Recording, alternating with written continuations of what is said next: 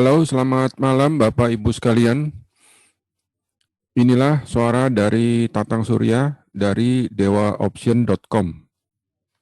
Jadi saya sebut Dewa Option, mengapa? Karena baru-baru ini situs dewatrading.net diblokir sama Kominfo. Alasannya nggak jelas, dan kami mulai besok akan mengurusnya, semoga bisa dibuka kembali dalam waktu singkat. Jadi memang Kominfo ini rada aneh, ya, karena ada beberapa situs, terutama broker yang bonafit, broker yang sangat bagus, yang tidak pernah gagal tarik dana, justru malah diblokir. Sedangkan ada broker-broker lain yang banyak bermasalah malah didiamkan atau tetap bisa diakses. Ya, jadi saya tidak mengerti alasannya kenapa, termasuk memblokir situs dari dewatrading.net. Namun demikian, situs dari dewatrading.net ini tetap bisa diakses dengan menggunakan VPN. Dan bagi mereka yang tidak menggunakan VPN, kami juga sudah membuat situs baru yang isinya kontennya lebih update dibandingkan dengan situs yang lama, yaitu pada situs dewaoption.com. Nah, nanti kita akan juga mengunjungi situs itu ya. Di hari ini kita akan belajar sesuai dengan undangan materinya di grup WhatsApp, yaitu tentang open account, setting IB, kemudian nunjukin sinyal contekan, dan nanti ditunjukkan sebuah akun yang saya rasa cukup bagus. Kemudian juga mengenai basic option dan bagaimana ciri-ciri sebuah broker itu akan scam. Ya. Oke, saya akan coba mulai saja dengan hal-hal yang ringan, yaitu tentang play video tutorial. Jadi begini Bapak Ibu sekalian, jika Anda membeli produk dari Dewa Option atau produk dari Dewa Trading, yaitu berupa misalkan video tutorial, biasanya Anda dikirimi flash disk, betul ya? Jadi Anda tidak perlu lagi mengcopy DVD, tapi cukup mengkopinya lewat flash disk yang lebih simple. Nah, ini ada produk, aneka produk ya, di menu produk, daftar produk paket. Nah, misalkan di sini ada paket New Super Panda. Ya. Nah, biasanya paket-paket ini kami kirimkan juga dalam bentuk flash disk. Jadi Anda mendapat DVD fisik dan flash disknya, termasuk bonus-bonus kalau bonus itu ada. Ya, ini contohnya adalah New Super Panda. Jadi Anda mendapat DVD-DVD yang isi DVD-nya kurang lebih seperti ini. Ya, ada 5 DVD ditambah dengan beberapa flash disk yang isinya adalah kopi dari DVD-DVD-nya plus playernya. Ya, jadi ada player yang digunakan untuk memutar dari DVD itu. Saya akan masuk ke memperlihatkan sebuah akun. Ya. Akun ini adalah akun real, ya. Akun real perbesar. Jadi waktu itu tanggal 15 Desember. Saldo awal dari akun itu adalah 4.100. Kemudian pada tanggal 30 Desember, akunnya menjadi hampir 20.000. 20.000 dolar. Jadi dalam tempo 2 minggu, profit 400%, 4 kali lipatnya. Ya, berubahnya 15.000 nih. Jadi 4.000, profitnya saja 15.000 sekian, hampir 16.000 atau 4 kali lipatnya. Trading menggunakan apa? Dengan menggunakan jurus New Super Panda yang nebak arah. Ya, jadi dapat kreditnya gede-gede. Dan ini tidak mudah. Dan saya rasa ini terlalu tinggi profitnya. Terlalu besar. Ya. Dan kemudian akun ini lagi di withdraw, sudah di withdraw. Di withdraw, dibalikin lagi menjadi 5.000 awal tahun. Ya, awal tahun jadi 5.000 lagi. Dan akun ini saat ini posisinya di angka 12.000. Jadi pada tanggal 13 Januari 5.000, saat ini sudah menjadi 12.000. Gila bener ini. Ya. Jadi saya dengan seorang teman trading ya dengan metode New Super Panda, tapi lebih agresif. Tentu saja kalau namanya lebih agresif, resikonya lebih gede. Ya. Peluang menangnya lebih kecil. Jadi kalau dibilang sih yang tadinya jantungnya 2 harus nyiapin 3. Nah, ini adalah akun yang tanggal 15 sampai 30 Desember. Tumbuh lumayan kan? Nah, terus berapa sih idealnya? Ya, saya tidak mengharapkan, terus terang aja, saya tidak mengharapkan Anda semua seperti ini. Ya, bisa kacau nanti. Kacaunya kenapa? Karena ini serem sekali. Kadang-kadang nabrak garis pun ya ditahan juga. Jadi perihal spekulasinya lebih tinggi. Hanya orang gendeng saja yang mau atau berani ambil resiko seperti ini. Ya, Pak, resikonya apa? Resikonya dalam sehari akun itu bisa kesapu. Kesapu, habis. Kira-kira 80%. Ya, karena pakainya gaspol. Oke, itu kan berapa tadi? 400% 2 minggu. Ya, 2 minggu 400%. Berarti seminggunya berapa tuh? 200%, serem juga. Begini saja sudah. Ya.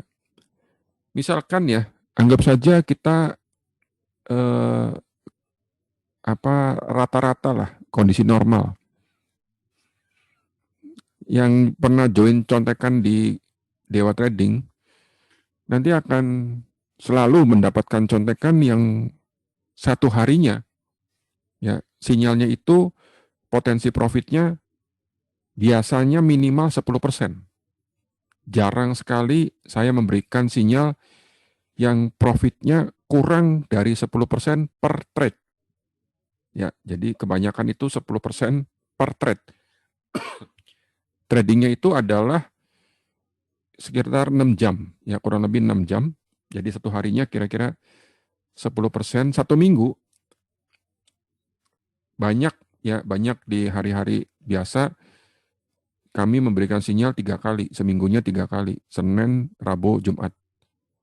Jadi Senin 10%, Rabu 10%, Jumatnya 10%. Berarti satu minggu kalau menang semua 30% dong. Ya, oke. Anggap saja nggak usah deh seminggu berapa? 30%. Anggap saja seminggu 10% ya. Anda lihat nih, $10.000 kita anggap masuk semua dananya, digenjot. Jadi 10.000-nya dipakai semua untuk posisi trading. Seminggu 10%, maka dalam setahun duitnya jadi $1.4 million atau 20 M. Waduh Pak, serem sekali nih. Bisa tarik dana nggak? Ya, kalau saya bilang bisa. Ayo tanda tangan di atas segel, di atas materai dengan saya. Kalau gagal tarik dana, saya ganti. Tapi kalau berhasil, saya minta bagian. Cukup fair ya. Jadi karena broker yang dipakai itu broker yang bonafit. Nanti saya akan tunjukkan broker yang brengsek seperti apa, ada. Ciri-cirinya seperti apa, ada. Ya nanti habis ini. Jadi karena broker yang dipakai adalah broker yang bagus, ranking 1 selama 10 tahun berturut-turut, kita nggak takut lagi tentang gagalnya tarik dana. Jadi yang menghantui investor atau trader itu adalah dananya bisa ditarik nggak? Entah dana profit atau sisa trading. Pak, bagaimana dengan trading saham? Bagaimana dengan yang lain? Cryptocurrency saya enggak lah. Nanti ada waktu saya jelasin mengapa saya justru menghindari cryptocurrency walaupun harga Bitcoin naik ke nyentuh 39.000 plus ya. Itu aneh. Nanti anehnya di lain waktu saya jelasin. Jangan invest cryptocurrency, jangan mining Bitcoin ya. Anda boleh catat omongan saya. Jangan invest ke cryptocurrency, jangan mining Bitcoin. Jangan beli alatnya. Ya, alatnya nanti ada hitung-hitungannya salah semua atau mengalami kerugian. Ya, detailnya nanti mengenai hitung-hitungan alat dari mining atau Bitcoin itu akan saya jelaskan pada kesempatan yang lain. Nah, terus bagaimana dengan forex robot? Ya, saya tidak mau dibayar berapapun, saya tidak mau main dengan forex robot. Mengapa? Karena robot tidak ada yang gelanggeng sepanjang masa. Ya, bagaimana dengan tuh yang lagi terkenal N berapa lah gitu ya. Ya gini, daripada ngomong saja silakan Anda join ke sana. Joinlah dengan $10.000, nanti jangan kaget kalau tiba-tiba scam ya.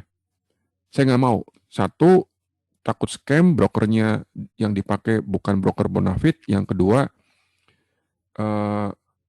robot itu kan mesin ya, tidak ada mesin uang. Dan robotnya ada di tangan orang lain. Jadi ini bukan keahlian, beda dengan option. Kalau option ini tradingnya manual, jadi ini keahlian. Yang namanya keahlian bisa lebih langgeng, bisa dipakai sepanjang masa. Beda broker pun boleh. Jadi Anda tidak harus menggunakan interaktif broker. Anda bebas memilih broker option untuk Anda sendiri. Mau pakai TD Ameritrade, mau pakai Charles Schwab, mau pakai TradeStation, ya Anda mau pakai TradeKing, terserah, bebas pilih. Kalau saya pakainya interaktif broker, gitu. Pak, bagaimana dengan saham? Saham itu rata-rata setahun 20%. Ya, itu juga bagus banget 20% tuh. Ya, yang tidak pasti ya. Tidak ada investasi atau trading yang pasti kecuali deposito. Jadi anggaplah saham itu potensinya 20% setahun. Berarti per bulannya kira-kira 2% kan? Kalau per bulannya 2%, maka per minggunya ini hanya berapa? Sebulan 2%, per minggunya ya dibagi 4 aja 10%-nya kan. Berarti 0,5% seminggu. Anda lihat, kalau 0,5% seminggu, berarti saya hanya mendapat profit sekitar $3.000 per tahun. Ya, yang model begini bagi gue nggak cocok, nggak nyambung. Kenapa? Karena kalau hanya profit $3.000 dalam waktu 2 bulan, duitnya habis untuk expense bulanan kan. Untuk pengeluaran bulanan sekitar 20 juta sebulan, habis. Betul nggak? Ya, dalam tempo 2 bulan, ngumpulin setahun, 2 bulan aja udah habis. Ini gue nggak mau. Ya, saya model begini, bagi saya nggak kena. Jadi Pak Tatang ini maunya bagaimana? Ya, saya maunya kira-kira seminggu 10%. Nah, oke, ini baru benar. Ada hari-hari tertentu yang manakala bukan seminggu, perharinya dalam waktu sehari itu profitnya bisa 30%. Nah itu tadi. Ya nanti yang mereka yang join contekan akan tahu, oh 30% mungkin sekali. 10% saya anggap mudah. Tetapi, nah ini yang harus Anda pahami, ini tidak pasti. Tidak ada yang pasti ya. Tidak ada yang pasti. Pasti untung nggak? Tidak. Ada resiko yang sudah saya katakan tadi. Kalau sangat agresif, satu hari akunnya bisa habis 80%. Ya, market itu dinamis ya. Artinya kadang-kadang naik terus tanpa seperti tenaganya nggak bisa habis, turun terus seperti nggak ada rem. Ya, kalau Anda ketemu naik terus, turun terus habis akun Anda. Pak, bisa nggak pasang stop loss? Bisa. Cuma hanya saja saya tipe yang rodo gendeng. Artinya ketika sudah loss agak gede pun masih saya tahan. Kadang-kadang seperti itu. Ya, terus dengan harapan balik arah. Nah, ya jadi kalau misalnya Anda pengen lebih gede profitnya, tentu saja keberaniannya harus lebih gede lagi. Masuk akal ya? Oke. Jadi saya hanya pilih option sampai dengan hari ini. Belum ada investasi lain yang menarik bagi saya. Termasuk forex, bitcoin lah, saham lah.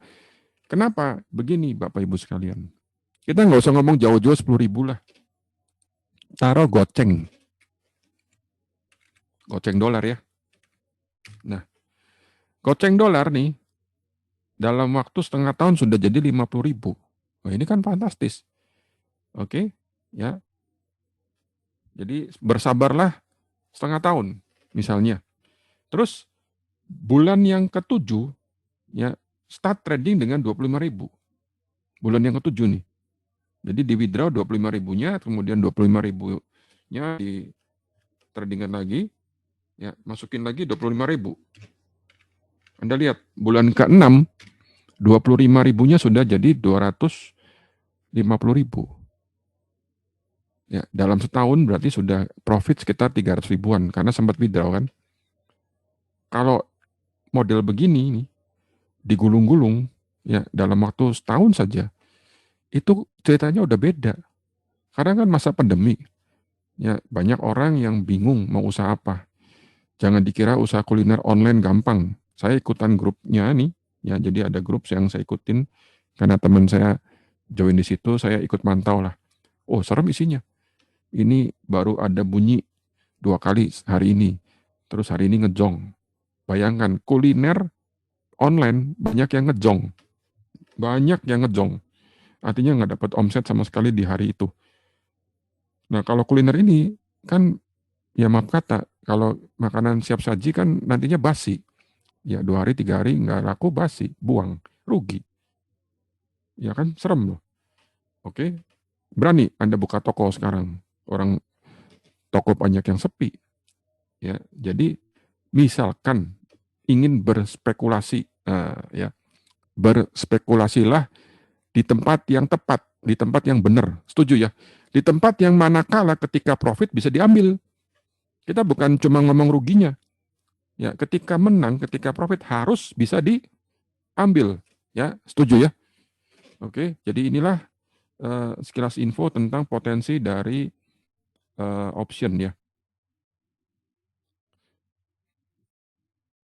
Apakah option itu? Bagaimana sejarahnya? Jadi mula-mula gini, mula-mula adalah dulunya untuk transaksi hasil panen minyak zaitun. Nah, sederhananya begini, yang namanya transaksi itu ada dua pihak, betul ya? Yang pertama adalah pihak sebagai penjual, kemudian juga ada pihak sebagai pembeli, betul ya? Nah, dalam hal ini, yang menjual itu petani, yang membelinya pedagang. Oke? Nah, barang yang ditransaksikan adalah minyak zaitun. Jadi, ketika Anda trading option, Anda harus tahu jelas tuh barangnya apa, underlyingnya apa. Misalnya, oh underlyingnya saham. Ya, saham pada apa? Saham pada Apple, pada Microsoft, pada Google, ya saham pada Las Vegas Sands, pada Exxon, atau ada Alibaba, atau apa sahamnya. Oke. Nah, ternyata dalam perkembangannya option itu bukan hanya pada saham. Nanti ada pada indeks, pada future, pada ETF, lain-lain. Ya, nanti kita akan coba melihat juga option pada indeks seperti apa, pada saham bagaimana gitu, bagaimana pengaruhnya Greek dan seterusnya ya. Nah, terus begini, dalam dunia nyatanya itu kebanyakan, saya ulangi kebanyakan orang tidak mentransaksikan barangnya, tapi orang mentransaksikan optionnya atau dalam hal ini adalah haknya. Jadi si pedagang ini membeli hak. Ya, dia bilang gini ke petaninya, nanti ya kita bikin janji dah, ya saya bayar kamu, oke, yaitu preminya, tapi saya punya hak nih untuk membeli buah zaitun. Yang namanya hak itu bisa dipergunakan atau tidak, betul ya? Nah, oke.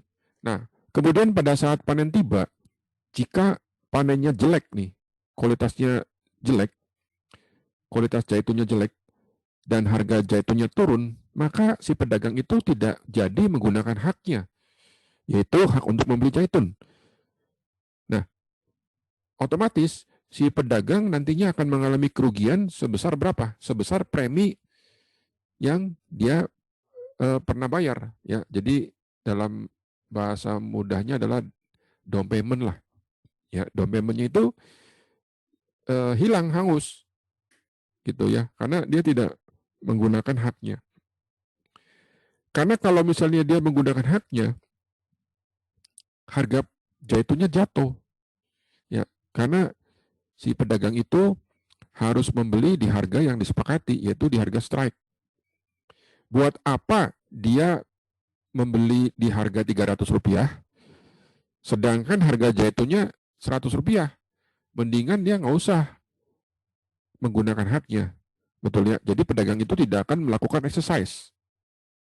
Ya, nah ini kita kenal lagi istilah namanya exercise, yaitu melakukan klaim. Ya, tidak perlu melakukan klaim terhadap optionnya. Karena kalau dia melakukan klaim, si pedagang ini melakukan klaim, maka pedagang itu akan membeli di harga strike, yaitu harga yang sudah disepakati sebelumnya, yaitu Rp300. Ya. Tapi kalau ternyata hasil panennya bagus dan harga minyak zaitunnya nih naik sampai Rp600, oke. Nah, si pedagang punya hak tuh untuk beli di harga strike, yaitu di harga Rp300, walaupun harganya lebih rendah dari harga pasar. Betul ya? Ya, jadi yang namanya hak itu bisa dipergunakan atau tidak. Dan ketika si pedagang melakukan exercise, artinya mengklaim dia punya haknya, si petani ini ya sebagai option seller punya kewajiban, ya, punya kewajiban mau nggak mau untuk menjual kepada pedagang zaitun di harga berapa? 300, walaupun harga pasarnya adalah 600. Gitu ya, oke? Nah, dalam perkembangannya ini nantinya justru yang di perdagangan banyak optionnya. Jadi jangan sampai nanti Anda trading option, jangan sampai punya barangnya. Jadi menurut saya gini, kalau lu trading option, ya udah option saja, stay di option, jangan sampai punya barangnya. Ya, jadi di sini untuk transaksi itu melibatkan beberapa pihak. Ya, yang jelas ada pihak buyer, pembeli, dan ada pihak seller. Di mana pihak seller ini sebagai penjual, ya dalam hal ini katakan petani, itu mempunyai kewajiban, ya, oke. Kemudian trader mempunyai hak, ya, atau sebagai option buyer. Nah, kemudian di dalam kontraknya itu terdiri dari macam-macam ini keterangan lah. Ada expiration, berapa lama nih berlakunya. Kemudian harganya berapa, strike-nya, disepakati jual beli zaitunnya di harga berapa. Kemudian apa barangnya, dalam hal ini zaitun. Oke, ada lainnya apa? Dalam hal ini adalah zaitun. Kemudian berapa sih premi optionnya? Mempunyai hak itu diperdagangkan nih, berapa sih harga optionnya? Itu adalah option premium, misalnya $10 ya, oke, dan seterusnya. Ya, jadi kesimpulannya adalah nanti ada dua pihak nih, ada option seller dan ada option buyer. Nah, Anda sebagai apa nantinya? Pak, penting nggak sih saya mengetahui saya sebagai apa? Saya sebagai seller atau saya sebagai buyer? Penting. Ya, Anda pernah dengar nggak ada kasus anak muda, kalau nggak salah namanya Alex ya, dia trading dengan menggunakan platform Robinhood di Amerika, umur 20-an, dan kemudian orang ini bunuh diri. Karena tiba-tiba suatu hari di akun dia minus. Nah, oke. Padahal dia bilang gini, oh saya nggak trading sampai ratusan ribu dolar, saya hanya tadi mungkin berapa ribu dolar saja. Kenapa akun saya kok minus sampai ratusan ribu? Sayangnya orang itu tidak ketemu Dewa Trading. Ya, kalau ketemu Dewa Trading, akan dikasih tahu, tenang saja, itu bisa dihandle. Ya, bisa dihandle. Ya, walaupun Anda sudah pegang barangnya, ada langkah-langkahnya, ada jalan keluarnya. Hanya saja memang harus segera, nggak boleh terlalu lama, gitu ya. Nah, pernah dengar nggak, ingat nggak, di bulan Juni atau Juli tahun lalu, ya, ketika harga minyak minus, ya, harga minyak minus. Jadi di dunia finansial atau dunia trading ini kejadiannya aneh-aneh. Ada orang loncat bunuh diri gitu ya. Ada juga harga minyak, bayangkan harga minyak dunia minus. Jadi Anda dapat barangnya tuh dibayar, ya, bukannya Anda membeli. Jadi Anda tuh seolah-olah dapat duit minus harganya. Kan lucu gitu ya. Ya, saya selama 10 tahun ini berkecimpung di dunia online atau dunia finansial ini ya, belum pernah lihat ya kecuali bulan Juni tahun lalu harga minyak minus. Tahu nggak apa sebabnya? Ayo, ini kan harus ada penjelasan yang masuk akal kan. Jadi gini, itu suratnya future namanya ya. Ketika sudah jatuh tempo, oke, Anda harus transaksikan, Anda harus lepas. Nah, bagi pemegang future nih yang masih megang suratnya, surat kontraknya ini, ya, dia jatuh tempo nih, dia punya kewajiban nantinya, entah kewajiban menjual atau kewajiban membeli. Itu bahaya. Ya, karena dia bilang gini, kalau gue mau beli, ya, minyaknya, ini gue tampung di mana? Tidak ada tanker atau kapal yang mau menampung minyak yang sepunya saya, itu satu. Kedua, waktu itu kan lagi baru 3-4 bulan pandemik lah ya. Jadi waktu itu lagi market lagi masih jatuh. Jadi eh, permintaan minyak dunia merosot jauh. Jadi dunia ini dibanjiri oleh minyak. Ya, dia kilang-kilangnya penuh, tankernya penuh, ya. Oke. Jadi itu suratnya nih dijual dengan harga yang sangat murah, bahkan minus. Lo beli deh suratnya nih, bukan minyaknya loh, suratnya. Orang ketakutan sekali. Jadi harga yang bikin harga minyak jatuh itu surat. Ya, ini kalau gue pegang suratnya terus-terusan nih sampai dengan maturity atau sampai dengan jatuh tempo, saya punya kewajiban untuk melaksanakan apa yang ada di dalam kontrak tersebut. Nah, kontrak tersebut isinya apa? Isinya entah itu jual atau beli minyak. Gitu. Ya, itu kejadian di bulan Juni. Nah, kemudian di bulan berikutnya sudah nggak gitu lagi karena orang tahu bahwa ini ternyata main future itu bahaya. Nah, kemudian Pak, apa bedanya dengan option? Mirip. Ya, option itu mirip dengan future. Ya, hanya saja option ada dua, American style dan European style. Kalau future itu baru bisa di exercise ketika sudah expiry, ketika sudah jatuh tempo. Kalau option ada dua nih, American style itu bisa di exercise kapan saja, atau European style bisa di exercise saat sesudah expiry. Nah, jadi kalau Anda nantinya trading dengan option American style, ya, dan tidak tahu cara handle-nya, jangan kaget ya, di akun Anda akan nongol ya tiba-tiba nih akan nongol, ih kok siapa nih yang ngeklik tiba-tiba kok di akun saya punya saham, ya udah gitu akunnya minus. Karena apa? Karena kalau option tradingnya paling-paling 300-400 dolar, ya, sedangkan option itu satu kontraknya nih mewakili 100 lembar loh. Ya, kalau jadi saham artinya Anda punya 100 lembar saham. Kalau harga sahamnya satunya 200 dolar, maka Anda sudah bermain-main bukan lagi dengan 400 dolar, tapi bermain-main sudah dengan kira-kira 20.000 dolar. Itu pun kalau Anda hanya trading opsinya satu lot. Bagaimana kalau trading opsinya itu 3 lot? Ya 300 dikali 200, udah kita bicara 60.000 dolar loh. Pak, duitnya kurang. Duitnya kurang sama brokernya diutangin. Ya itulah namanya margin. Ya kalau diutangin dan kemudian sahamnya bergejolak, wah Anda bisa untung gede atau rugi gede. Ya, nah ini juga ada kaitannya dengan beberapa hari ini.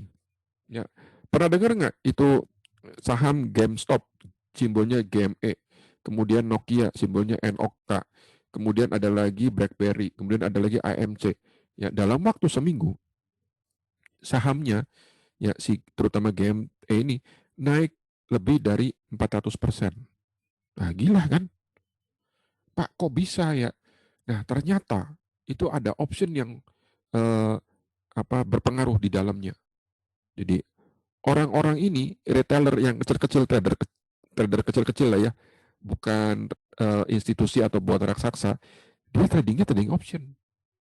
Ya, option. Harganya naik, option naik, jadi barang game-nya ikut naik juga kan, kebeli. Karena yang diambil kan call option. Kalau call option itu kan hak untuk membeli saham. Ketika sahamnya banyak dibeli nih, oke, harganya terkerek naik gitu. Sampai brokernya Robinhood kalang kabut, banyak banker yang kalang kabut, bahkan CNBC mencurigai, ini kenapa kok lu batas-batasin ya, broker TD Ameritrade dia melarang mentransaksikan option atau saham pada GME. Charles Schwab juga sama. Itu broker gede-gede loh, itu broker-broker raksasa. Belakangan ya interaktif broker ikutan. Ya, belakangan nih tidak boleh trading option dan saham GME. Sampai begitu. Nah, kemudian ternyata belakangan dibuka lagi ya. Ya, sudah dibuka lagi. Ya. Nah, terus si CNBC ini reporternya curiga. Ya, ini nanyakan ke para CEO-nya dari broker ya, ada yang diwawancara, ada mantan CEO-nya dari Charles Schwab, kemudian ada CEO-nya dari Robinhood ya. Kenapa kok lu larang? Siapa yang bisa memerintahkan kamu ini dilarang? Kalau dilarang, ya berarti kan ada intervensi. Bagaimana dengan demokrasi saham? Sedangkan perdagangan itu kan harusnya bebas dari tekanan, betul ya? Tidak boleh diintervensi oleh siapapun. Pastinya nih, jangan-jangan nih, ya ada institution, dia bilang ada hedge fund yang gede, yang bilang tolong ini dilarang, jangan boleh trading dulu, ya karena para bankir itu kebanyakan punya posisi short. Artinya kalau short ini mengharapkan harga sahamnya turun, ini harga sahamnya naik 400% loh. Ya, dan kerugian yang dialami bankir-bankir ini sudah masif, lumayan gede. Dengar-dengar sampai berapa puluh billion dolar. Ya, jadi sudah besar kerugiannya waktu itu. Ya, jadi ini ada kaitannya ketika orang yang memahami option, ya, oke, dia sikat optionnya dulu, baru belakangan sahamnya. Ya, nanti kita akan lihat perbandingannya. Mengapa kok option? Mengapa bukan langsung saham kan? Oke. Nah, saya sudah jelaskan tadi ya. Jadi option itu kontrak. Ya, ini ilustrasinya seperti orang ada tanah nih. Ya, ada tanah yang harganya 1 M, kemudian oleh pedagang ini katakanlah B gitu ya. Oke dah. Saya janjian sama kamu yang punya tanah. Ya, saya bayar 100 juta. Minta waktu ya, kontraknya berlaku setahun. Jadi ekspirisinya 1 tahun. Kemudian si pemilik tanah ini memberikan surat. Ya, nah ini memberikan option, menjual optionnya. Oke deh, sepakat ya, 1 tahun 1 M. Oke, ya jadi si pedagang ini punya hak nih nanti boleh beli di harga 1 M. Kalau dia nggak beli, berarti anguslah DP-nya atau anguslah premi optionnya, yaitu angus 100 jutanya, betul ya. Nah kemudian suatu hari ada dengar kabar nih, ternyata itu tanah ya katanya mau dibangun mall. Wah, harganya yang tadi 1 M naik, ya naik, harga tanahnya naik nih. Ya, jadi barangnya itu apa? Barangnya tanah, underlying-nya tanah dalam hal ini ya, naik menjadi 10 M.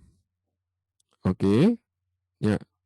Lalu si B selaku pedagang tetap berhak membeli, ya punya hak untuk membeli tanah seharga 1 M.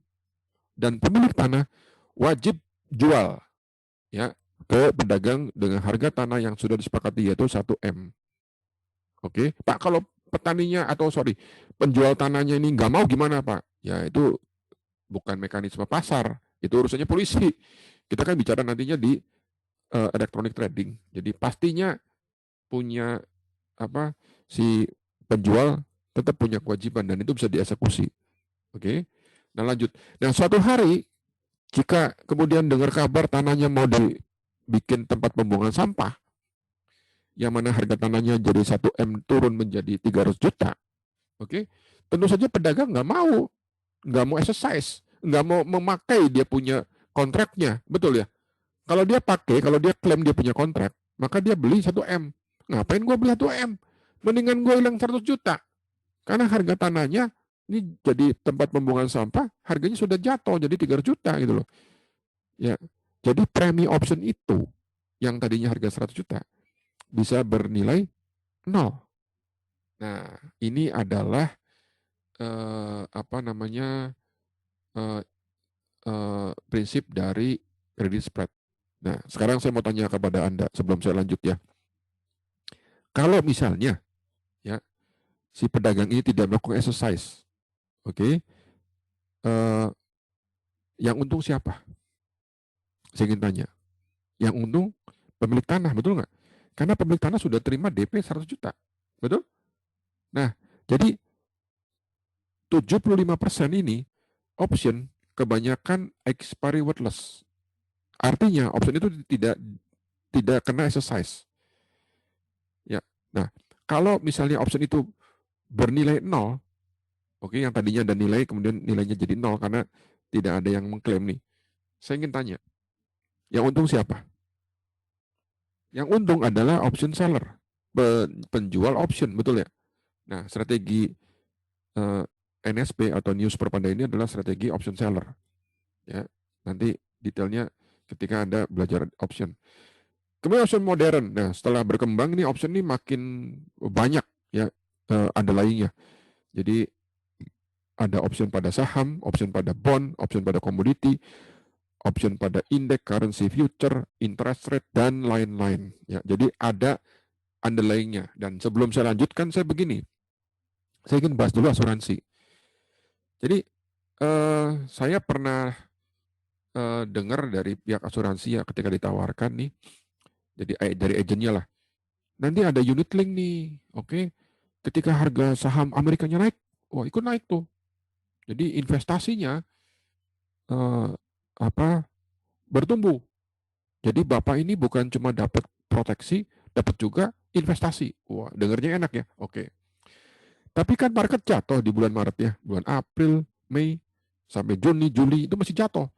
Jatuh banget, betul kan? Ya, jatuh, drop ya karena eh, pengaruh Covid dan ini adalah the biggest recession ya ever dari sejak tahun 30 terbesar itu resesinya adalah sekarang. Betul ya?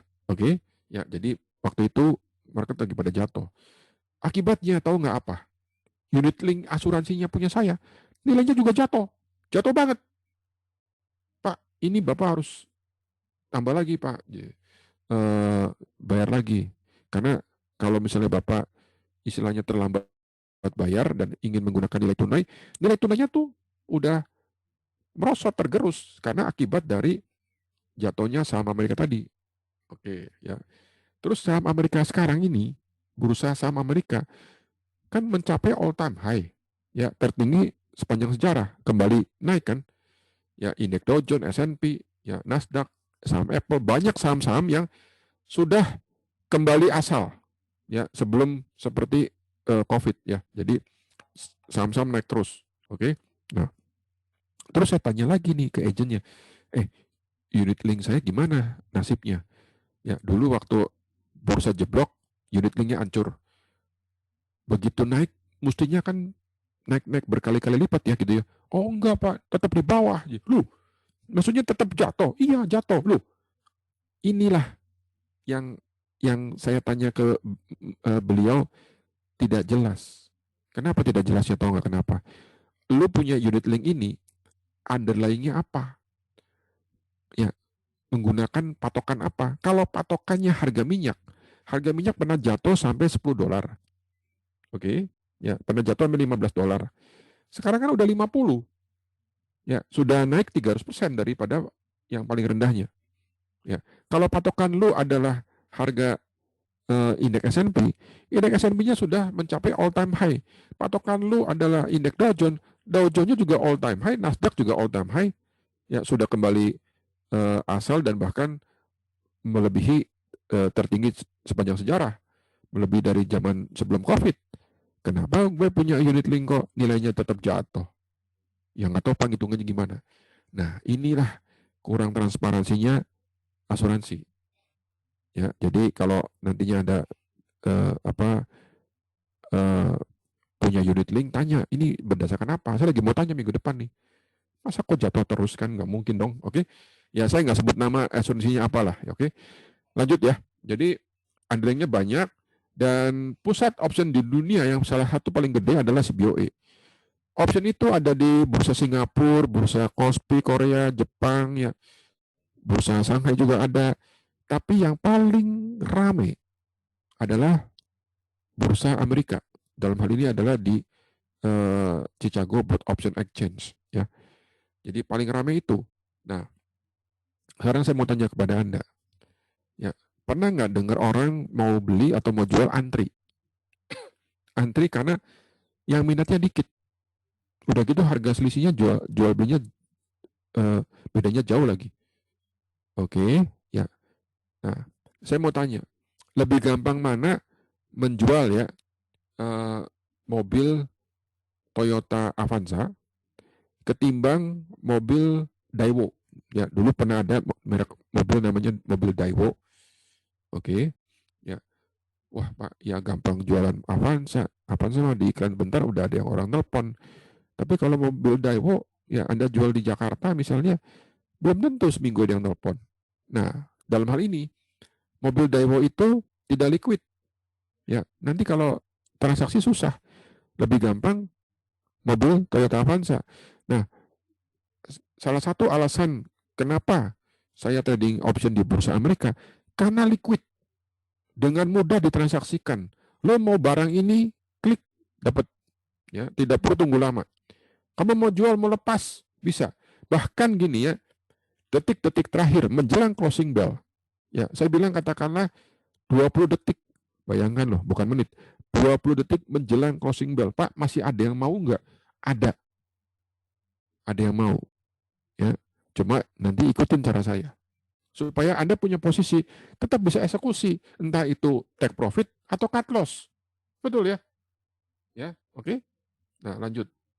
Ya, jadi untuk apa trading option ini atau memperdagangkan dari kontrak option ini nanti melibatkan beberapa pihak. Yang pertama adalah option writer. Ini adalah penerbit dari option. Kemudian ada yang bertransaksi retail. Retail itu kayak kita ini, ya individual atau corporate. Ya nggak peduli. Ya kita nggak tahu di sananya siapa. Ya jadi yang transaksi itu baik dari corporate ataupun dari retail. Oke, ya. Nah, option ada dua. Ada put, ada call. Ya, di mana pemegang put nih orang yang buy put. Jadi kan beli put, dia punya putnya. Artinya dia punya hak untuk menjual. Menjual ya katakanlah saham misalnya di harga yang disepakati yaitu harga strike. Nah, option ini berlaku sampai dengan expiry. Jadi option itu ada jangka waktunya. Setiap option ada jangka waktunya, ya, oke. Orang yang memiliki buy call itu punya hak beli. Jadi ingat ya, kalau buy put punya hak jual, buy call punya hak untuk membeli. Membeli apa? Membeli saham misalnya di harga strike dan hak itu berlaku sampai dengan expiry. Oke. Ini orang yang buy call, buy put. Ya, mungkin yang pernah belajar option single leg gampang. Oh, buy call, buy put. Oke. Bahaya nggak? Enggak, katanya sih enggak. Tenang aja, siapa bilang? Coba Anda buy put Apple kemarin. Buy put Apple hari Jumat kemarin. Dan didiamkan. Tidak di closing putnya. Ya, sampai bunyi teng teng teng sampai dengan closing bell. Oke. Putnya in the money. Ketok kuping gue. Bangun pagi hari Sabtu. Lu orang bakal kaget. Kaget. Akun saya kok minus. Minusnya nggak dikit loh. Bisa puluhan bahkan ratusan ribu dolar. Gitu ya Pak. Berarti buy call atau buy put pun bahaya ya. ya bahaya bagi orang yang nggak ngerti. Oke, nanti saya akan jelaskan ya. Tadi ada sudah dengar namanya diamkan sampai dengan in the money. Nah, ini istilah lagi kan, oke? Ya, lanjut ya. Terus ada juga pihak yang menjual, orang yang menjual. Nah, orang yang menjual entah itu put atau call punya kewajiban. Jadi kalau sell put punya kewajiban untuk membeli saham. Kalau sell call punya kewajiban untuk apa? Menjual saham. Oke, ya, ya. Terus mungkin ada yang tanya kepada saya, Patang, kayaknya ribet banget ya. Forex sama saham nggak serumit ini. Oh gini ya bapak-bapak ibu-ibu sekalian. Kalau saya trading news per panda, saya trading option, ruwet, gue juga nggak mau. Terus terang aja, jangan mau trading dengan cara yang ruwet. Oh gitu ya. Berarti nanti news per panda simple dong. Iya. Cuma saya kan ngajarin ya, paling tidak ada basic yang lengkap gitu loh. Oke. Nah video ini, kebetulan ini kan video direkam ya. Anda bisa putar berulang-ulang ya basicnya, oke? Atau nanti Anda pahami saja ujungnya, triknya NSP, triknya news perpanda saja, oke? Tapi nantinya ya paling tidak nih kalau ditanya exercise expiry ya, oke? Assignment Anda harus paham. Oh gitu toh. Nah gitu loh. Ya, jangan sampai nanti ketika Anda pakai news perpanda punya posisi butterfly ya, kemudian di dalam kandang. Jadi butterfly-nya tuh menang. Terus ditanya, nanya gini orangnya, oke, kamu bilang menang ya, menang berapa? Profitnya berapa dolar? Anggap saja komisi diabaikan. Nah, mulai bingung kan? Ngitungnya mulai bingung nih. Jadi paling tidak harus bisa jawab matematiknya. Ya, gue sangat yakin, ya, nggak banyak guru di Indonesia yang bisa jelasin detail sampai dengan hitungan matematiknya. Ya, nah Anda beruntung karena ini direkam nanti dalam pertemuan pertemuan kita akan dibahas tentang bagaimana menghitung matematisnya ya. Oke. Ya, jadi jelas ya. Jadi ada dua, baik put atau call ya. Nah, saya lanjut.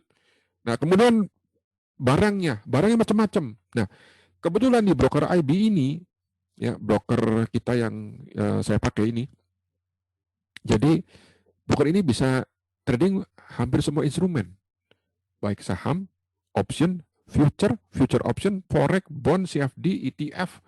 Ya, ETF pun sama dengan reksadana lah atau metal, bahkan belakangan ya 6 bulan terakhir kalau nggak salah Interactive Broker bisa digunakan untuk trading future dari Bitcoin, ada juga ETF dari Bitcoin.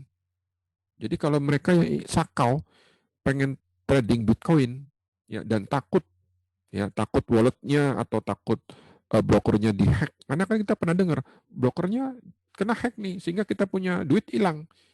Sudahlah, lo kan mania Bitcoin, masukin aja ke IB gitu, karena tidak pernah withdrawnya gagal.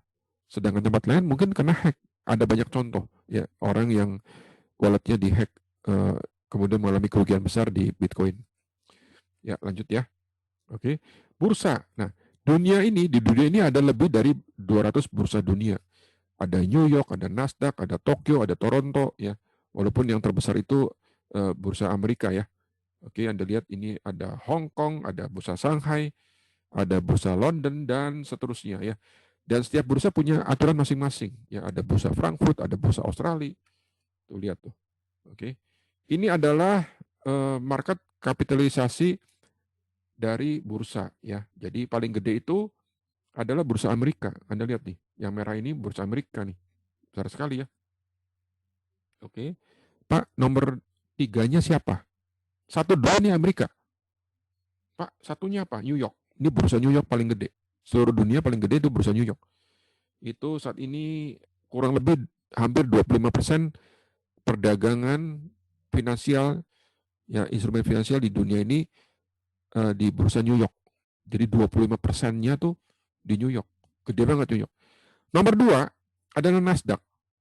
Ya, gabungan Nasdaq dan New York Stock Exchange ini itu kira-kira hampir 30% ya. Bayangkan 30% transaksi di dunia adanya di Amerika. Mereka bukan negara penghasil karet, tapi menentukan harga karet. Ya, mereka bukan penghasil gula, tapi menentukan harga gula. Mereka bukan penghasil minyak, ya, tapi menentukan harga minyak karena bursanya di sana. Gitu loh. Oke. Pak, kalau gitu nomor tiganya siapa? Dulunya nomor tiga Jepang. Ya, Jepang, kemudian ada London, ya, urutan berikutnya. Tapi saat ini, ya, ini yang nomor tiga Cina. Karena Cina itu gabungan antara bursa Shanghai dan bursa Hong Kong. Plus satu lagi apa? Iya, betul sekali. Yaitu bursa Shenzhen. Ya, bayangin ada Hong Kong, ada Shanghai, ada Shenzhen. Itu gede banget. Udah eh, nomor tiga dunia. Memang tidak sebesar New York ya. Oke. Nah ini.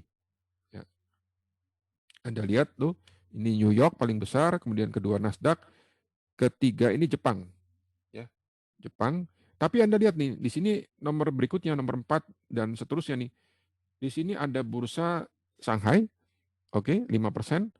Ada bursa Hong Kong 4%, berarti sudah 9%. Satu lagi punya bursa Shenzhen di bawah nih, Shenzhen 3%. Berarti kalau 9 ditambah 3 itu sudah 12%. Kalau kita ngomong 12%, berarti sudah lebih gede dari bursa Jepang, betul ya? Lebih besar dari bursa Nikkei Jepang. Ya, jadi Cina ini boleh katakan adalah kekuatan ekonomi nomor 2 dunia. Ini buktinya. Oke. Nah, ini adalah contoh-contoh yang lain. Oke. Ya, Cina itu nomor 2. Tapi memang lebih kecil daripada Amerika. Ya, masih lebih kecil lah. Masih gedean Amerika ya.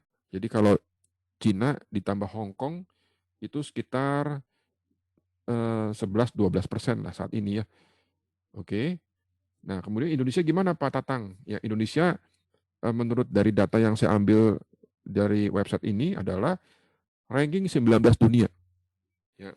Ini satuannya apa nih? Satunya billion. Ya, billion. Billion itu 1 billion setara dengan berapa ya? 1 billion setara dengan 10 T ya, 10 triliun kalau nggak salah. Nah, kemudian Anda lihat nih. Ini adalah market cap-nya bursa Indonesia 486 billion. Anggaplah 500 billion dolar. Anggaplah misalnya dengan angka yang di sini anggaplah 500 billion dolar. Nah, kita sama-sama tahu market cap-nya Apple berapa? Market cap-nya Microsoft berapa? Market cap-nya Apple itu lebih dari 1000 billion dolar. Gitu Pak ya? Ya.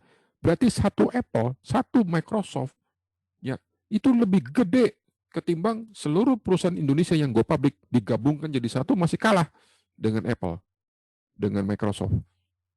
Nah, Anda bisa bayangkan kan, Amerika itu bursanya segede apa? Itu contohnya, ya. Oke. Nah, Anda lihat nih. Jadi Indonesia itu kira-kira segini kan, kurang lebih 500 billion, nah katakannya seperti itu ya. Nah, sedangkan Microsoft, Apple adalah perusahaan nomor 1, nomor 2 dunia. Jadi bursa Indonesia ini kurang lebih gedenya mungkin setara dengan apa ya? Facebook lah atau Google kurang lebih ya, atau Google. Jadi satu Facebook itu setara dengan seluruh perusahaan Indonesia yang go public digabungkan jadi satu. Baik bursa Jakarta pun ditambah dengan bursa Surabaya. Ya. Kalau sama Apple sama Microsoft kalah. Bahkan sama Amazon sekarang sudah kalah juga. Oke. Ya, karena Anda pernah dengar kan, kok Tesla gede banget ya, padahal produksi mobil Tesla, ya, jumlah item yang dibikin oleh Tesla itu jauh lebih sedikit ketimbang Toyota, jauh lebih sedikit ketimbang Ford. Tapi Tesla sahamnya itu sama dengan Ford plus GM ditambah apa gitu ya, 3 perusahaan digabungin masih gede Tesla. Kok bisa Pak ya? Ya dong, karena saham Tesla kan hampir 1000. Akhirnya karena si Elon Musk ini porsi sahamnya 25% dari perusahaannya dia ini, ya 25%-nya punya dia, nggak kaget. Ya, dia menyalip Bill Gates. Sekarang Elon nomor 2 terkaya di dunia. Bayangin loh. Perusahaannya hanya bikin mobil berapa banyak sih gitu loh. Sama Toyota kalah jauh, ya bahkan sama Honda pun kalah gitu loh. Ya, kenapa kok dia bisa kaya nomor 2 sedangkan yang punya Honda tidak kaya nomor 10? Aneh kan? Nggak aneh. Karena sahamnya naik kenceng, naik berapa ratus persen, berapa kali lipatnya gitu loh. Oke, itu yang namanya market cap ya. Nah, kemudian mengapa Amerika? Ya, tadi saya sudah pernah katakan di depan, Amerika itu adalah bursa yang paling gede dan yang paling liquid. Jadi liquid itu artinya gampang bertransaksi, betul ya. Nah, kemudian di Amerika ini untuk optionnya saja, ya untuk optionnya saja itu ada lebih 4.000 pilihan. Jadi macamnya itu 4.000 untuk optionnya saja loh.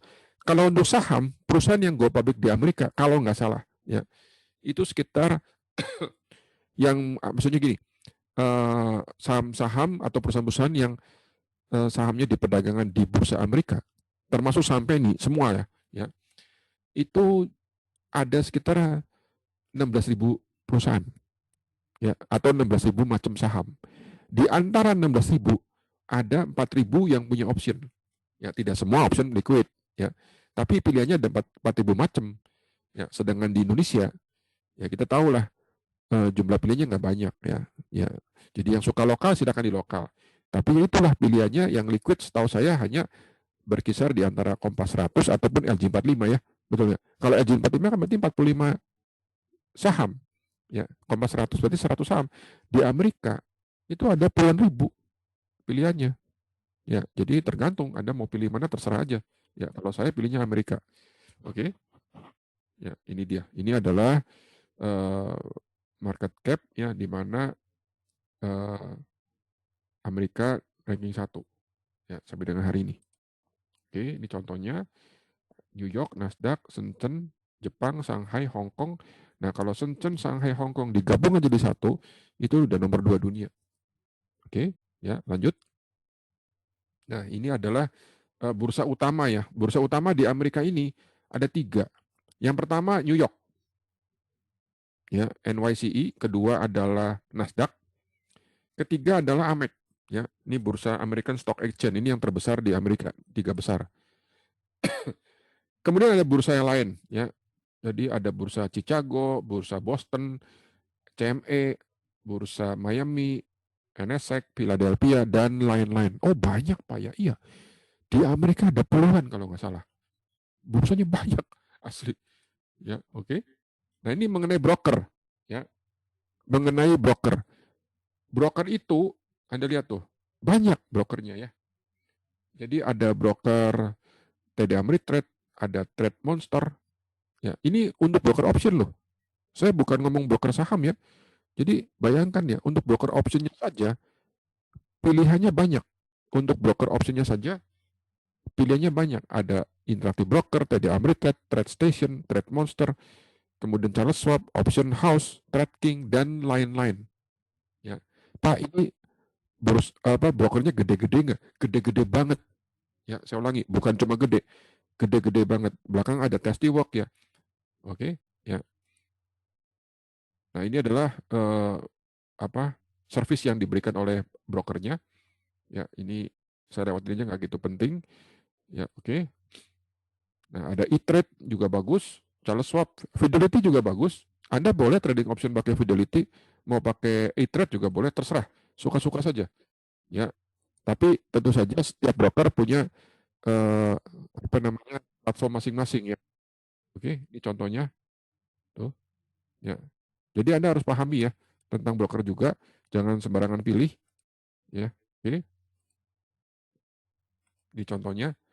Nah, ini adalah broker-broker utama yang biasa orang pakai untuk trading option yang kita kenal dari Indonesia ya. E-Trade. Ya, E-Trade ini gede, broker lama ini. Ya, ini E-Trade. Ya, oke. Nah, terus Pak, kenapa nggak pilih E-Trade? Ya, nah, E-Trade ini kalau nggak salah dia harus punya ini, nasabahnya harus punya Social Security Number. Ya, Anda lihat nih, Social Security Number. Nah, kita bukan orang Amerika, mana punya Social Security Number, oke? Jadi e-trade untuk orang Indonesia kayaknya nggak bisa. Nah, kemudian ini Fidelity. Fidelity broker bagus juga. Bukan jelek, ini broker gede juga. Nah, ini adalah perbandingan Fidelity dengan broker-broker lain menurut websitenya Fidelity. Ya. Jadi membandingkan dirinya dia sendiri dengan broker-broker lain. Nah, di sini nggak ada dia mencantumkan interaktif broker.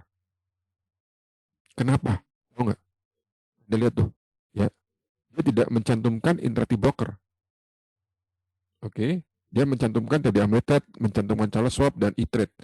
Karena kalau dia mencantumkan interaktif broker, Fidelity-nya kalah. Gitu loh. Ya, kalah. Gitu. Dari sini kelihatan kan rankingnya Fidelity apa menurut ranking memang masih di bawah interaktif broker ya. Oke. Ya, ini adalah perbandingan interaktif Fidelity dengan broker-broker lain ya menurut websitenya Fidelity. Oke. Ya, saya lanjut aja. Nah, kemudian TD Ameritrade. Ya, TD Ameritrade juga broker gede. Ini broker besar ini. Siapa bilang broker gede? Ini adalah broker yang sudah go public. Kalau nggak salah dia punya simbol AMTD. Ya, sudah go public di Bursa Amerika. Ya, dan kemudian dari TD Ameritrade apa yang bagus, Pak Tatang? Ya, yang bagus dia punya platform Think or Swim. Nah, orang yang belajar option wajib punya akun Think or Swim, tetapi tidak wajib untuk funding. Tradingnya tetap di IB. Ya, kalau gitu TOS perlu ya, perlu. Pak, gimana dengan TOS? Nanti kita akan juga masuk ke sana ya. Oke, ini adalah perbandingan TD Ameritrade dengan broker lain menurut websitenya TD Ameritrade. Dan lagi-lagi si website TD Ameritrade ini tidak mencantumkan IB di sini, tidak mencantumkan interaktif broker. Kenapa? Kalau dia cantumkan di sini mungkin dia EO kali ya. Nah, itu dia tadi, oke? Dan seterusnya. Nah, kemudian yang bagus lagi dari TD Ameritrade ini, dia punya market data, dia punya running price itu gratis. Gratis. Ya, jangan terkecoh begini, Pak Tatang. Saya dengarkan kalau saham itu komisinya nol. Ya, hati-hati. Ya, tidak pernah ada option yang komisinya nol. Ya, yang ada adalah sahamnya. Transaksi sahamnya komisinya nol, tetapi option tetap bayar, walaupun di TD Ameritrade kayak di Charles Schwab tetap bayar ya untuk optionnya ya. Dan seterusnya. Oke. Ini TD Ameritrade dan ini adalah platform Think or Swim nih contohnya. Jadi ada platform namanya Think or Swim, kepunyaan milik dari TD Ameritrade. Ya, dulunya berdiri sendiri, kemudian Think or Swim dibeli oleh TD Ameritrade. Ini platform ini ya adalah platform nomor 1 di dunia untuk belajar option. Jadi orang yang belajar option wajib paham tentang cara pakai Think or Swim. Oke, Pak, ini apa gambarnya? Ini adalah gambar kalender spread, di mana posisi option beli bulan jauh, sell bulan dekat, jadi beda bulan dengan strike yang sama. Oke, ya, jadi ini namanya kalender put. Nah, jadi menggunakan put option. Ada lagi kalender call, nanti ada lagi diagonal dan lain-lain. Ya, saya nggak jelasin dulu situ. Terus ada lagi Trade Station. Ini juga broker besar, gede. Kalau nggak salah dia punya simbol, kalau nggak salah ya, TARD, simbol sahamnya untuk jadi dia udah go public di Bursa Amerika kalau nggak salah. Dan dia punya kelebihan di sini adalah ada backtest. Ya. Ada backtest. Backtest tuh artinya kita bisa kembali ke masa lalu ya. Seperti yang dimiliki oleh Think or Swim. Nah, kemudian backtestnya ini kelemahannya di trade session bayar, Pak. Nggak gratis. Bayar berapa? Ini. Mana nih bayarnya nih? Bayarnya sebentar. Ya ini. Kalau nggak salah bayar hampir $200 apa ya? Ini nih. 199 per bulan. Ya ini. Kalau nggak salah. Jadi bayar. Daripada lu orang pengen dapetin backtest dan bayar bulanan, mendingan Anda pakai Think or Swim saja. Karena gratis gitu loh. Oke. Ya. Dan seterusnya ini ada beberapa broker lain lah. Ya. Tapi biasanya yang pakai adalah broker yang tadi, yang Trade Station, TD Ameritrade, Interactive Broker, atau E-Trade. Ya. Terus bagaimana dengan broker pilihan saya? ya broker saya nih Tatang ya. Saya pakai broker yang punya standar minimal, ya saya ulangi minimal ini. Jadi kalau ada orang tanya kepada saya, Pak Tatang pakai apa? Saya bilang saya pakai ini dan Anda terserah mau pakai mana saja. Tapi paling tidak satu ya, saya mau pilih yang legal. Setuju ya? Yang diakui oleh dunia perbankan, diakui oleh negara, oke? Tidak pernah gagal withdraw, bukan tipu-tipu, ya, oke? Jadi broker yang bisa digunakan untuk jangka panjang. Dan saya tambahin lagi, saya hanya mau pakai broker ranking 1. Nggak ada cerita tuh, gue mau pakai ranking 2. Saya hanya mau pakai broker ranking 1. Pak, ranking 1 berdasarkan apa? Ada, nanti sabar. Jadi broker yang saya pakai untuk trading option, saya pakai broker yang terdaftar anggota dari SEC. Itu semacam bapak pamnya sana. Ya. Terdaftar anggota dari NFA, National Future Association, CFTC. Minimal itu. Oke. Kemudian juga kalau bisa broker itu terdaftar di FCM, ya, di SIPC, di FINRA, di New York Stock Exchange. Jadi dia punya brokernya ini sudah go public dan sahamnya diperdagangkan di bursa Amerika. Mengapa Amerika? Nah, pertanyaannya. Karena menurut saya adalah Amerika adalah negara dengan aturan keuangan yang paling komplit, yang paling ketat sedunia. Itu menurut saya. Ya, oke. Okay. Ya. Jadi ini adalah regulasinya. Kalau di Amerika ini ada regulasi ini New York Stock Exchange, ada SEC, ada CFTC, ada NFA, ya. Dan broker-broker kecil, ya, apalagi broker forex abal-abal nih, hati-hati. Belum tentu bisa masuk ke sini. Belum tentu. Jadi kalau Anda mau tanya brokernya bagus enggak, tanyain. SEC enggak, NFA enggak, CFTC enggak? Oke, sudah go public belum? Kenapa kok enggak iklan di CNBC? Nah, itu. Akhirnya dia masuklah $10 lah, $1.000, terus $5.000, ya. Menang, ada sisa tradingnya, entah trading kalah punya sisanya, atau kemudian profit. Pas saat withdraw, aneh-aneh hasilnya. Ya. Kan ada keinginan dong, 5.000 jadi 50.000, betul ya? Jangan ngomong 5.000 jadi 50.000, 5.000 jadi 20.000. Coba Anda withdraw. Ayo main forex, ya, dengan broker yang nggak jelas. Kalau Anda withdraw 5.000 menang jadi 20.000, gimana tuh? Pak, bisa dulunya withdraw nih $50, $100 pakai lewat dia punya IB, dia lewat exchanger. Ya, sekarang withdraw 5.000 atau withdrawnya sekaligus 20.000.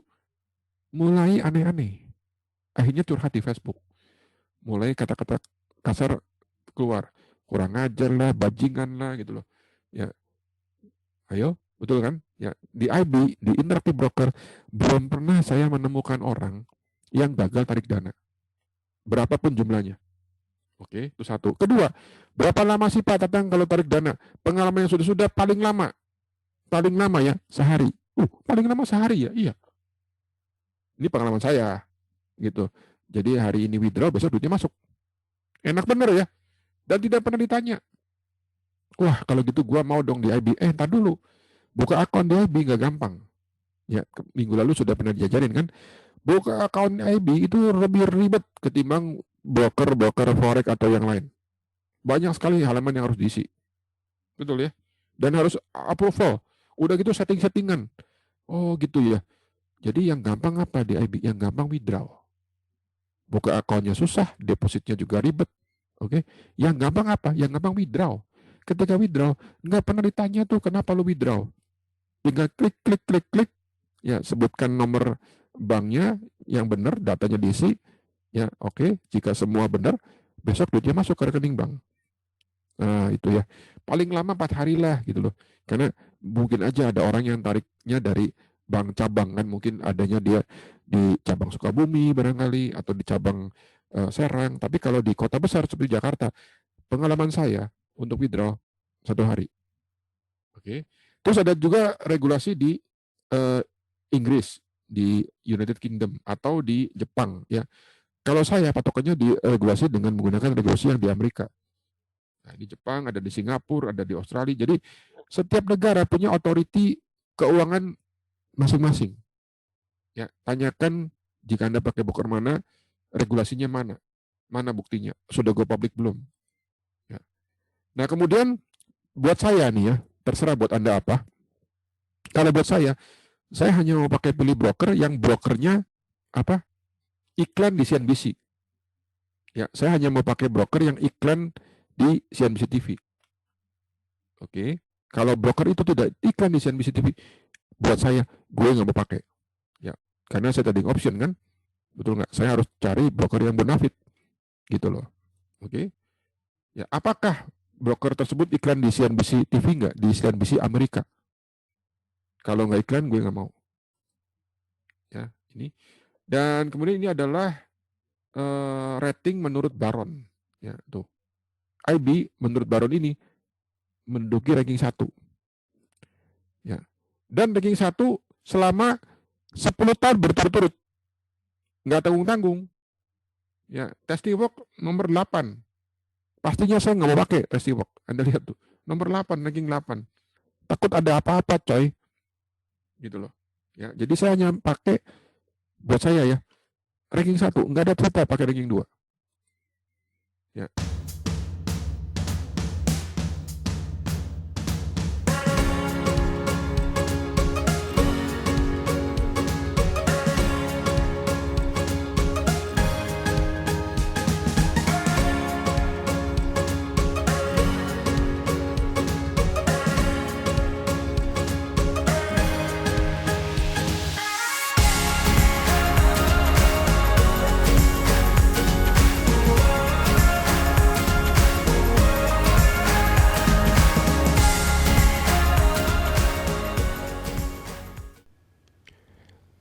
Anda ingin belajar option lebih lanjut dan bisa gratis, silakan kunjungi atau kontak ke dewaoption.com, tradingenak.com, atau kunjungi ke dewatrading.net dengan menggunakan VPN. Anda juga bisa mengontak kami yaitu di 0818889399. Inilah situs dewaoption.com. Untuk belajar option gratis, silakan Anda akses ke menu education. Kemudian pilih menu seputar belajar option trading. Nanti akan tampil menu seperti ini. Kemudian cari di sini ada artikel belajar gratis trading option di Bursa Amerika. Nah, untuk melihat performa sinyal contekan, Anda bisa melihat di menu utama di bagian depan dewaoption.com, geser ke bawah. Kemudian di sini ada tombol contoh real trade option. Lihat enaknya trading option. Nanti akan tampil kurang lebih seperti ini. Ya, ini adalah tampilan contoh gambar sinyal contekan dimulai dari Juli 2020 sampai sekarang. Terima kasih, sampai jumpa di dewaoption.com.